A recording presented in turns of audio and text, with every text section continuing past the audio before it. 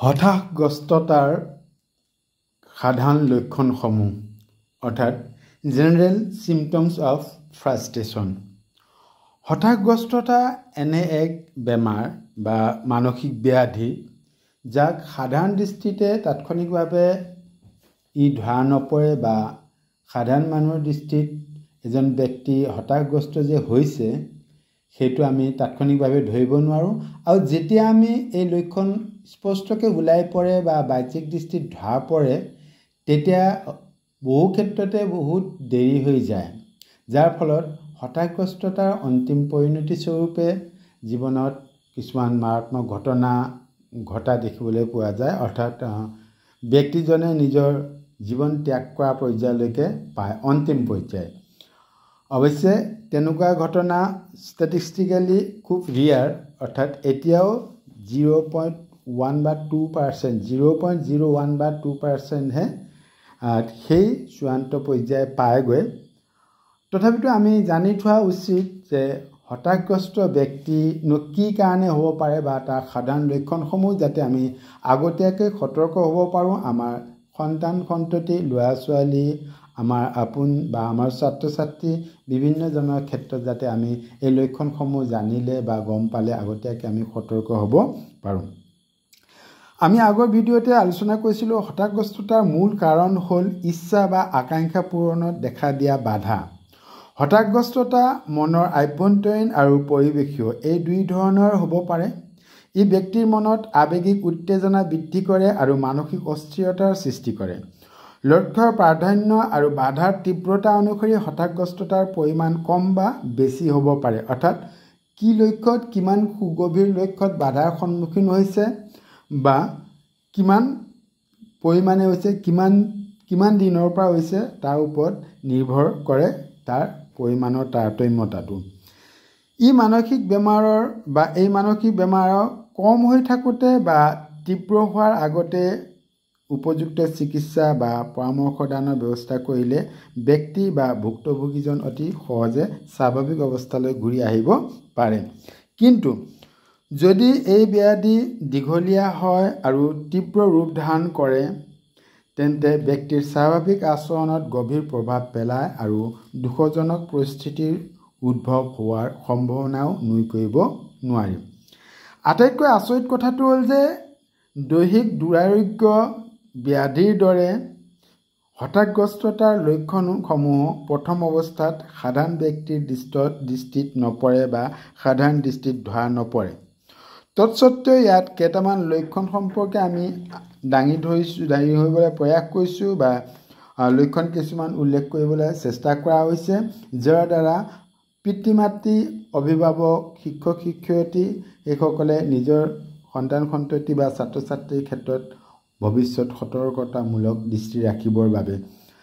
এই লক্ষণসমূহৰ ভিতৰত প্ৰথমৰ পৰা আমি আলোচনা কৰি যাওঁ। 1 নম্বৰ লক্ষণ বুলি ক'লে আমি কওঁ হতাশাগ্ৰস্ত ব্যক্তি অন্যমনস্ক হোৱা দেখা যায়, অৰ্থাৎ স্বাভাৱিক চাল চলনৰ পৰা নিজক বিৰত ৰখা দেখা যায়, অৰ্থাৎ মন মাৰি পেলাই ক'ৰবাত বহি থকা, জোপোক লাগি থকা বা মনত হাঁহি বা হাস্যৰসৰ অভাৱ ঘটা ইত্যাদি লক্ষণে দেখা দিয়ে।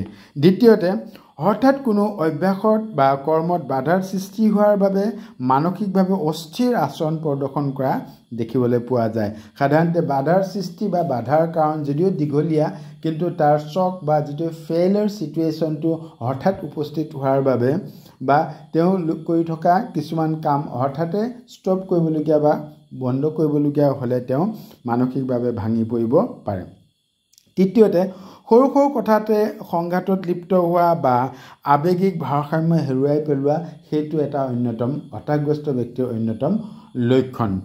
ঠিক তেনেকৈ সামাজিক বা ব্যক্তিগত সম্বন্ধৰ পৰা নিজকে আঁতৰাই ৰখা, মিলা মিছা লগ সংগ, ঘৰৰ ব্যক্তি বা পৰিয়ালৰ ব্যক্তি পৰিজন বা সমাজৰ অন্যান্য ব্যক্তিৰ লগত যিটো সাধাৰণ বা স্বাভাৱিক অৱস্থাৰ মানুহে যেনেকুৱা কথা বতৰা পাতে, এই হতাশাগ্ৰস্ত ব্যক্তিয়ে লাহে লাহে সেই সম্বন্ধবিলাকৰ পৰা এৰাই চাই চলিবলৈ প্ৰয়াস কৰে বা নিজকে আইচলেটেড কৰি ৰাখিব বিচাৰে।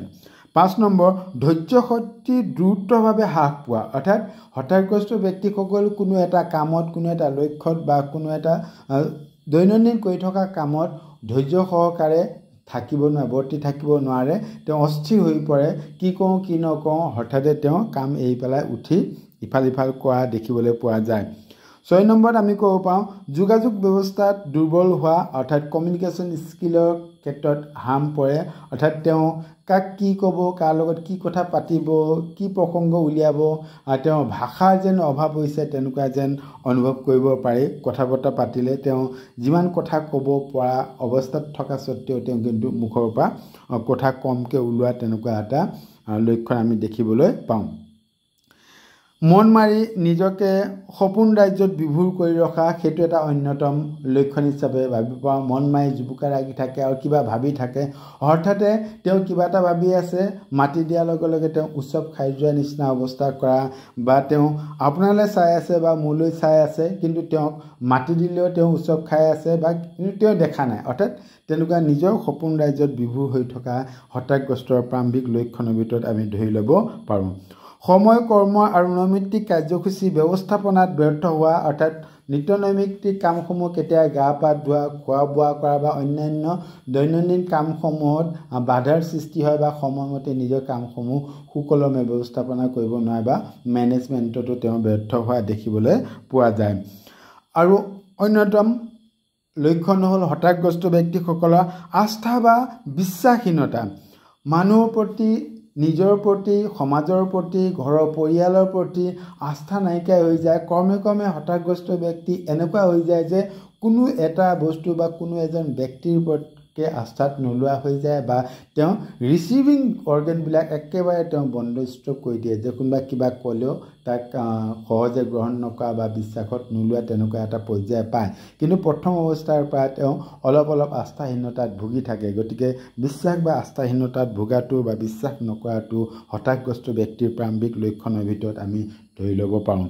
ঠিক সেইদৰে আমি 10 নম্বৰ ক'ব পাৰোঁ নিৰাপত্তাহীনতাত ভোগা, অৰ্থাৎ হতাশাগ্ৰস্ত ব্যক্তিসকল নিজকে যেন একো নাই, কোনো তেওঁক যেন চাওঁতা নাই বা তেওঁ কেয়াৰ লওঁতা নাই, বা তেওঁ যেন অকলশৰীয়া তেনেকুৱা অনুভৱ কৰে, কাৰণ তেওঁ নিজকে গোটেই সমাজ ব্যৱস্থাৰ পৰা সকলোৰ পৰা আঁতৰাই অনাৰ কাৰণে এটা সময় গৈ তেওঁ নিৰাপত্তাহীনতাত ভোগে যেন, আৰু তেতিয়া ভাবে যেন মই এই পৃথিৱীত মোৰ অস্তিত্ব কি, বা মইনো কি কৰিছোঁ, বা কোনেনো মোক কেয়াৰ লয়, তেনেকুৱা ধৰণৰ ভাৱনাত ভোগা দেখিবলৈ পোৱা যায়। আশা কৰোঁ এই কথাখিনিৰ পৰা আপোনালোক কিঞ্চিতমান হ'লেও উপকৃত হৈছে।